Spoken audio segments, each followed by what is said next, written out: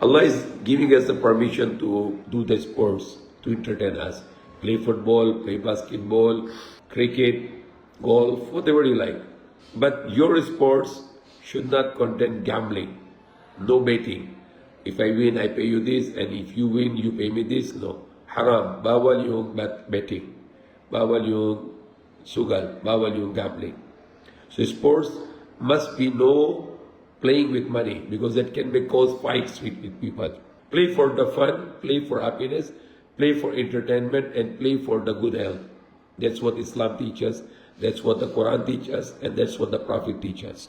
So number one point here, prohibited to do any gambling in the sports. The sports should be clean sports or no gambling. That's number one. Number two, there are some sports which is shouting, getting angry, lying, cheating in the sports, all forbidden. The sports should be clean, friendly, and there should be the sportsman spirit, that you are playing the good sports and not the dirty sport. You should have a good spirit to play the sports and not the bad spirit to play the sports. Don't make the fighting in the sports, and it's very bad to fighting in the sports. Do the sports when there is a time to pray. Not to do the sports when there is times of obligation, livelihood, or whatever, or the commands of the parents, or school, or some other obligations. So you need to discontinue the sports.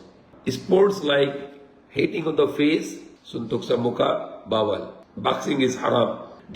Some kind of UFC, which people are fighting like animals, bleeding, and other people are clapping and making happy, it's wildness. It's so ugly.